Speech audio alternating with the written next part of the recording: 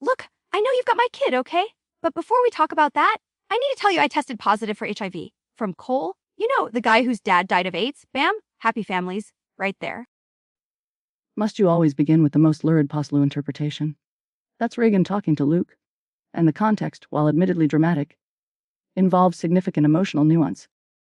Nuance, the only son of the perfect god, squad family runs off after 9/11 Dell shacks up with some college chick who thinks sharing is caring. If you catch my drift, leaves his pregnant ex-girlfriend hanging and then she gets HIV from some other dude, that is not nuance. That's a daytime soap opera written by someone who thinks God hates this one specific family. Welcome back to Heart Book Radio, folks. We're diving into Karen Kingsbury's return. And let me tell you, the only thing returning is my indigestion. It's book 3 of the Redemption series, focusing on the Redemption family's trials.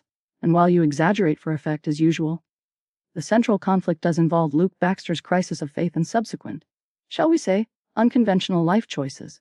He rejects his upbringing, moves in with Lori, who espouses a belief in open relationships. Open relationships. In a Christian book, see? I told you. It's like finding a copy of Penthouse tucked inside the church bulletin. What is wrong with this kid, Luke? One minute he's Mr. Judgy McRighteous, oh. The next he's living in a commune dorm room acting like faith is something you catch.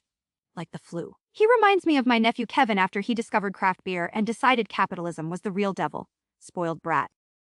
It's presented as a profound spiritual struggle triggered by national tragedy, a questioning of divine goodness in the face of suffering.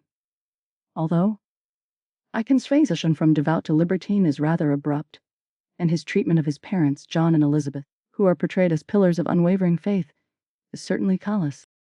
Callous, he ghosts them. He ghosts Reagan. Finds out she's pregnant way later, and only because she tracks him down after getting a life-altering diagnosis. And this Lori character, she has a fling within the open relationship. Gets pregnant and has an abortion without even telling Luke. This family makes the Kardashians look like the Waltons. The narrative uses Lori and her choices, including the off-page abortion, as a stark contrast to the Baxters' values, highlighting the perceived emptiness of hiding without their specific faith structure. It's a didactic tool, albeit a controversial one. And Reagan's situation, while tragic, serves to maximize the dramatic tension before Luke's eventual return. Didactic tool. She's a plot device with commitment issues. And Reagan, okay, I feel bad for her. The HIV thing is rough. Nobody deserves that. But the timing, hey Luke, surprise your dad. Also, surprise? I got this incurable virus from another guy while you were off playing Find Yourself with Miss Anything Goes. Who does that? It's like telling someone their house burned down right after they won the lottery. Perhaps the author intended to portray the overwhelming nature of life's unexpected blows, the way crisis can compound. Or maybe she just likes kicking puppies. This poor family, secret babies AHEI'd, open relationships, constant fighting between the other sister Brooke and her husband.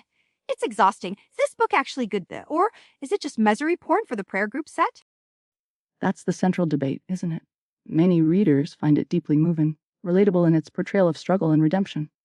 They weep for Kari and Ryan finally getting married and for Ashley and Landon despite the endless obstacles, like Ashley seeing Landon with Reagan and the baby and immediately assuming the worst. Classic. Infuriating misunderstanding.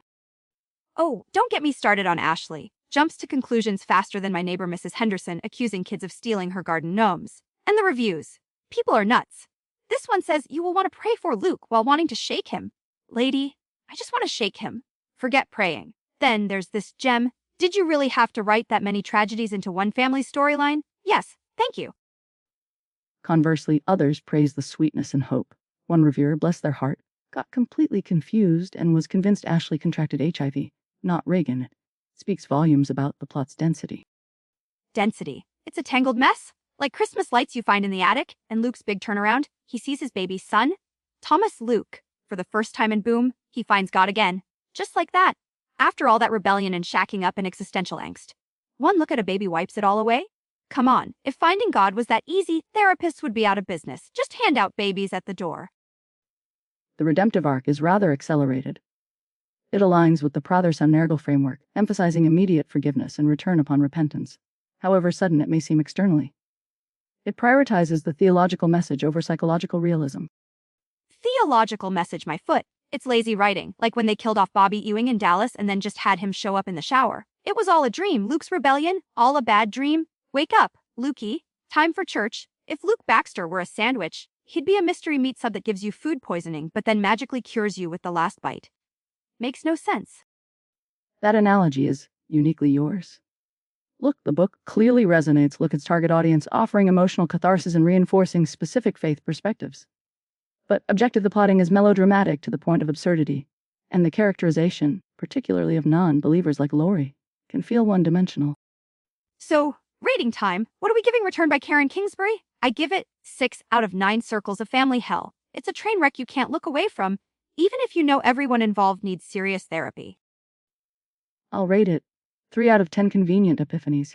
It achieves its likely goal for its intended readers, but as literature, it relies too heavily on emotional manipulation and narrative shortcuts. It's less a novel, more a sequence of increasingly improbable crises punctuated by prayer. And it's nothing like Twilight, so don't even start.